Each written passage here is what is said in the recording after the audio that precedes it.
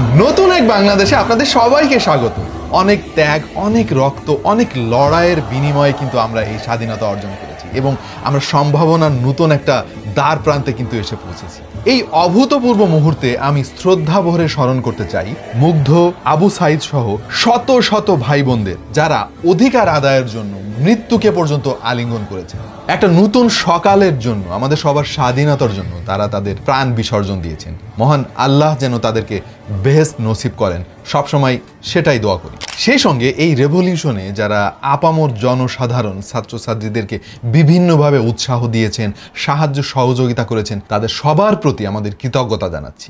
এত এত ত্যাগের বিনিময়ে যে স্বাধীনতা আমরা পেয়েছি, সেই স্বাধীনতা কিন্তু রক্ষা করা আমাদের সবার দায়িত্ব। কারণ মনে রাখবেন, স্বাধীনতা অর্জন করার চাইতে রক্ষা করা কিন্তু আরো অনেক বেশি কঠিন। আজকেই নতুন সরকার গঠন হতে যাচ্ছে এবং ভবিষ্যৎ নীতি নির্ধারকেরা অনেক ভালো ভালো উদ্যোগ নেবে বলে আমাদের বিশ্বাস। আমরা যেহেতু প্রযুক্তি নিয়ে কাজ করি, নতুন সরকারের সংশ্লিষ্ট অধিদপ্তরের কাছে আমাদের কিছু দাবি বা বলতে পারেন কিছু পরামর্শ থাকবে। আশা করছি তারা এগুলো ভেবে দেখবেন। তবে সেই সব দাবি এবং পরামর্শের আগে কিছু জেনারেল জিনিস নিয়ে আপনাদের সবার সঙ্গে একটু আলাপ করতে চাই, কারণ সেগুলো খুবই ইম্পর্টেন্ট। বিশেষ করে আমাদের অনেক দর্শক রয়েছেন দেশে এবং বিদেশেও, সবার ঐকান্তিক প্রচেষ্টায় কিন্তু পারে নতুন এক বাংলাদেশের সৃষ্টি করতে। ভাই ব্রাদাররা, আপনাদের আঙুলের ক্ষমতা যে কতটা পাওয়ারফুল সেটা কিন্তু অল্প কয়েকদিনে বুঝতে পেরেছেন। আপনার একটা পজিটিভ লাইক, একটা পজিটিভ পোস্ট, একটা শেয়ার কিন্তু ইতিহাস সৃষ্টি করে দিতে পারে। সেই সঙ্গে আপনার একটা ভুয়া খবর বা গুজব সেটা শেয়ার করলে কিন্তু ভাই তার উল্টাও হতে পারে। সুতরাং সোশ্যাল মিডিয়া ব্যবহারে আমাদেরকে অনেক অনেক বেশি সতর্ক থাকতে হবে। এখন কোনো একটা তথ্য সেটা যাচাই না করে শেয়ার করবেন না। আমাদের প্রতিবেশী দেশ ভারতের কিছু কিছু নিউজ চ্যানেলে এমন প্রোপাগান্ডা ছাড়ানো হচ্ছে ভাই, মানে এগুলো দেখে আমার রক্ত গরম হয়ে গেল।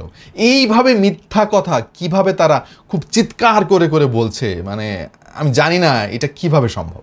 আমাদের দেশ থেকে নাকি 1 কোটিরও বেশি হিন্দু ভাই বোনেরা অলরেডি ভারতের দিকে রওনা হয়ে গেছে, এটা বলতেছে তাদের মিডিয়াতে। চিন্তা করে দেখেন ভাই, কোন লেভেলের প্রোপাগান্ডা এগুলা। এবং আমাদের দেশ নাকি অলরেডি জঙ্গিদের দখলে চলে গেছে, সব জায়গায় কিন্তু জঙ্গিরা ছড়িয়ে রয়েছে এবং সবাইকে মানে খুন করে ফেলতেছে, এরকম একটা খবর তারা কিন্তু প্রকাশ করতেছে বিভিন্ন চ্যানেলে। একটা চ্যানেলে না, আর বাংলা নামক একটা চ্যানেল আছে, এই চ্যানেলে এইগুলো বেশি বেশি করে ছড়াচ্ছে।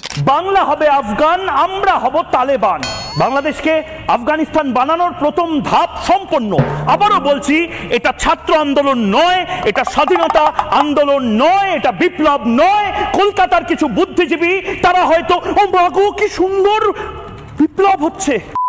দেশের এই পরিস্থিতির সুযোগ নিয়ে কিন্তু কিছু দুষ্কৃতিকারী অনেক অনেক মানে কাজ করতেছে, যেগুলো কিন্তু আমাদের কারোরই কাম্য না। এগুলো প্রতিহত করার জন্য আমাদের সবাইকে কিন্তু ঐক্যবদ্ধ হতে হবে। এবং আমাদের পুলিশ বাহিনী নিয়ে কিছু কথা আমাকে বলতে হবে। আমি জানি হয়তো অনেকের পছন্দ হবে না এবং অনেকের হয়তো পছন্দ হবে। ভাই, এই পুলিশ বাহিনী আমাদের উপরে কিভাবে গুলি চালিয়েছে সেটা আপনারা সবাই নিজ চোখে দেখেছেন। এই নৃশংসতা যাতে কেউ দেখতে না পারে, এ কারণে কিন্তু ইন্টারনেট পর্যন্ত বন্ধ করে রাখা হয়েছিল, আমাদেরকে দমিয়ে রাখার জন্য, আমাদের মুখ চেপে ধরে রাখা হয়েছিল, যাতে অবাধে পুলিশ এইভাবে আমাদের উপরে আক্রমণ করতে পারে এবং আমাদেরকে নৃশংসভাবে হত্যা করতে পারে। কিন্তু একটা জিনিস কি ভেবে দেখেছেন, সব পুলিশ সদস্য কিন্তু এই কাজগুলো করে না। এবং অধীনস্থ যে সমস্ত কনস্টেবল বা জুনিয়র অফিসার রয়েছে তারা কিন্তু অনেকে এগুলো করতে চায় না। তাদেরকে নির্দেশ দেওয়া হয়েছে, বিশেষ কিছু দুর্নীতিগ্রস্ত পুলিশ, কিছু খারাপ পুলিশ, তারা কিন্তু এই নির্দেশগুলো দিয়েছে এবং বাধ্য করেছে পুলিশ বাহিনীকে এই কাজগুলো করার জন্য। ধরেন আমাদের দেশে 2.5 লাখ পুলিশ সদস্য রয়েছে। হ্যাঁ, এই 2.5 লাখ পুলিশের মধ্যে 2.5 লাখ কি খারাপ? আমার তো মনে হয় ওর মধ্যে মানে কয়েক হাজার খারাপ পুলিশ রয়েছে। বাট বাকি পুলিশ সদস্যদেরকে কিন্তু এগুলো করতে বাধ্য করা হয়েছিল। এখন অবস্থা যেটা হয়েছে, বাংলাদেশের কোনো থানায় কিন্তু কোনো পুলিশ নাই। একটা সমাজ কল্পনা করেন, একটা দেশ কল্পনা করেন যেখানে কোনো পুলিশ নাই। এই সুযোগটা কিন্তু অনেক দুষ্কৃতিকারী বেশ ভালোভাবে ব্যবহার করতেছে। আমরা তো ভাই রাতে এখন ঠিকমতো ঘুমাইতেই পারি না, ডাকাত আতঙ্ক ছড়িয়ে গিয়েছে চারিদিকে। জানি না আমার ভাগ্যে বা আপনার ভাগ্যে সামনে কি হবে। সুতরাং পুলিশ বাহিনী দরকার। এবং আমার ধারণা যে সমস্ত দুষ্কৃতিকারী পুলিশ কর্মকর্তা ছিল তারা কিন্তু আর নাই ভাই, তারা সবাই গা ঢাকা দিছে। আপনার কি মনে হয় আমাদের ভাই বোনদের উপরে গুলি চালিয়ে সেই পুলিশ সদস্য এখন থানার মধ্যে বসে আছে?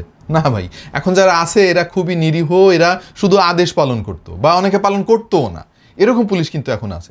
এদেরকে মেরে কি লাভ ভাই বলেন? মানে এতে এক ধরনের আতঙ্ক তৈরি হয়ে গেছে। যারা সাধারণ পুলিশ সদস্য তারা কিন্তু এখন থানায় যেতে ভয় পাচ্ছে। সুতরাং আমরা সবাই মিলে এই থানায় আক্রমণ করা, অস্ত্র লুটপাট করা, যেসব অস্ত্র দিয়ে আজকাল ডাকাতিতেও ব্যবহার করা হচ্ছে আমরা খবর পাচ্ছি, এগুলো বন্ধ করতে হবে এবং সবকিছু ধীরে ধীরে স্বাভাবিক করে তুলতে হবে। তার জন্য আপনাদের সবার সহযোগিতা দরকার।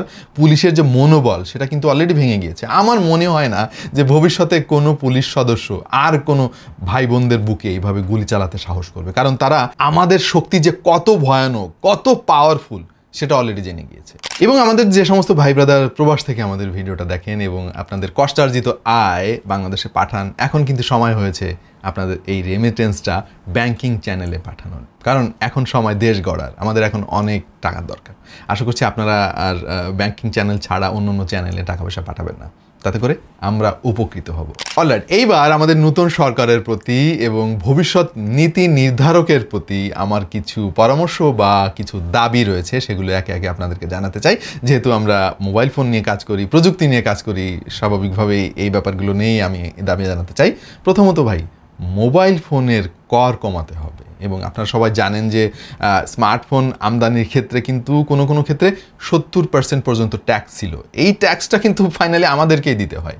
সো এই ট্যাক্সগুলো যদি কমিয়ে দেওয়া হয় তাহলে কিন্তু স্মার্টফোন সাধারণ মানুষ ব্যাপকভাবে ব্যবহার করার সুযোগ পাবে। আমার মনে হয় এই ব্যাপারটা সরকারের ভেবে দেখা উচিত। একটা জিনিস নিশ্চয়ই আপনাদের মনে থাকার কথা, আমাদের দেশে ধীরে ধীরে বিভিন্ন নামি দামি স্মার্টফোন ব্র্যান্ড যখন তাদের কারখানা প্রতিষ্ঠিত করে, আমরা সবাই আশায় বুক বেঁধেছিলাম যে এই বুঝি ফোনের দাম কমবে আমাদের দেশে। কিন্তু ফাইনালি কি হয়েছে?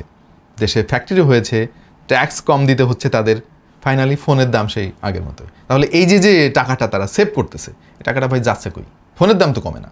এই ব্যাপারগুলো খুব ভালোভাবে তদারকি করতে হবে। যে লাভটা আমাদের হওয়ার কথা ছিল সেই লাভটা সম্ভবত অন্য কেউ নিচ্ছিল এতদিন। অলরাইট, ল্যাপটপ সহ পিসি কম্পোনেন্টের উপরে যে আরোপিত ভ্যাট, যেগুলো একটা মানে কি বলবো, এক ধরনের বোঝা হয়ে গিয়েছে বাংলাদেশের পিসি ইন্ডাস্ট্রির জন্য, সেই ট্যাক্সটা প্রত্যাহার করতে হবে। এবং দীর্ঘদিন কিন্তু ট্যাক্স মুক্ত ছিল এই প্রোডাক্টগুলো। রিসেন্টলি প্রত্যেকটা প্রোডাক্টের দাম কিন্তু বেড়ে গিয়েছে, আপনারা সবাই জানেন। তার পেছনে অন্যতম কারণ হচ্ছে এই আরোপিত ট্যাক্স। আমার মনে হয় পিসি কম্পোনেন্টের উপরে কোনো ট্যাক্স থাকা উচিত না। তাহলে আমাদের এই প্রযুক্তি পণ্যগুলো খুব সহজলভ্য হবে এবং আমাদের ইয়াং জেনারেশনরা কিন্তু আরও অনেক সহজে এই প্রযুক্তি পণ্য ব্যবহার করতে পারবে। এই প্রসঙ্গে আর একটা ব্যাপার উল্লেখ করা দরকার। শহর কেন্দ্রিক মানুষ ব্রডব্যান্ড ইন্টারনেটের সুবিধা ভোগ করলেও গ্রামাঞ্চলে এবং অনেক মফস্বল এলাকাতে কিন্তু এখন ব্রডব্যান্ড সেই অর্থে প্রচলিত হয় নাই বা সেই সুযোগটা করে দেওয়া হয় নাই। আমার মনে হয় সেদিকে নজর দেওয়া দরকার, কারণ গ্রাম যদি উন্নত না হয় তাহলে তো বাংলাদেশ উন্নত হবে না। বাংলাদেশ মানেই তো গ্রাম। এবং কোথাও কোথাও আমি দেখেছি যে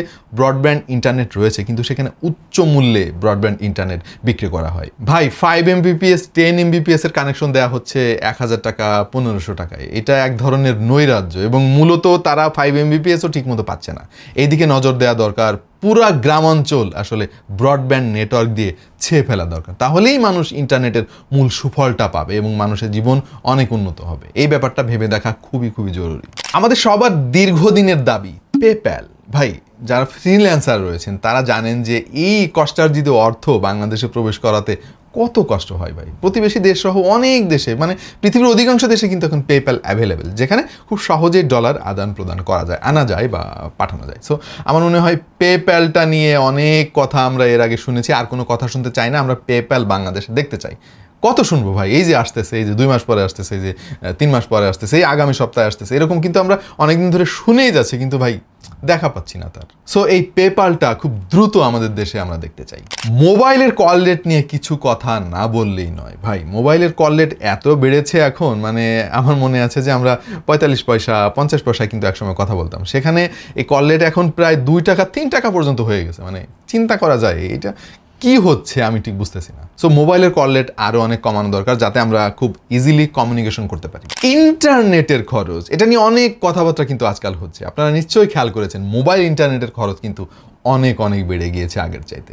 আপনি একটা দেশকে ডিজিটাল করতে চান, মানুষকে ডিজিটাল লাইফের সুফল দিতে চান, কিন্তু ইন্টারনেটের দাম আপনি আকাশচুম্বী করে রাখলেন, তাহলে তো হলো না ভাই। দুইটা তো দুই দিকে চলে গেল। সুতরাং ইন্টারনেটের খরচ কমাতে হবে, সহজলভ্য করতে হবে, যাতে আপামর জনসাধারণ, বিশেষ করে গ্রামাঞ্চলের মানুষ খুব সহজেই ইন্টারনেট ব্যবহার করতে পারে। আর একটা জিনিস এখানে উল্লেখ করা দরকার, আর সেটা হচ্ছে মেয়াদ। ভাই, ইন্টারনেটের খরচ ধরেন আপনি কমালেন, 1 GB ডেটার দাম দিলেন আপনি 1 টাকা, খরচ করতে হবে 5 মিনিটের মধ্যে। লাভ কি ভাই?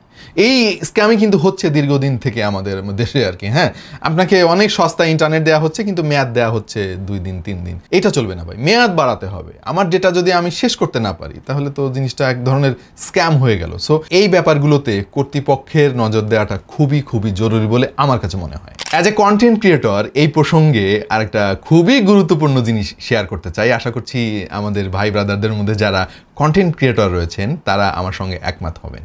আর সেটা হচ্ছে যে ভাই, আমাদের কিন্তু অনেক সময় লজ্জায় পড়তে হয় যখন কেউ জিজ্ঞেস করে যে আপনারা কি করেন। বলতে আসলে অনেক সময় লজ্জা লাগে, বা অনেকে আসলে পাত্তা দিতে চায় না। অনেকে তো ভাই বিয়েও হচ্ছে না। এই যে কন্টেন্ট ক্রিয়েটর জিনিসটা, এটা আবার কি জিনিস? সো আমার মনে হয় যে সময় এসেছে সরকারের যারা কনসার্ন রয়েছেন তাদের আমি অনুরোধ করব আমাদের একটা প্রাতিষ্ঠানিক স্বীকৃতি দিতে, বা সরকারি একটা স্বীকৃতি দিতে। কারণ আমরা কিন্তু দেশে ডলার আনছি, হাজার হাজার লাখ লাখ ডলার কিন্তু আমরা বাংলাদেশে আনছি। সো আমরা তো এক ধরনের রেমিটেন্স যোদ্ধা এবং আমরা ফ্রিল্যান্সার এক অর্থে।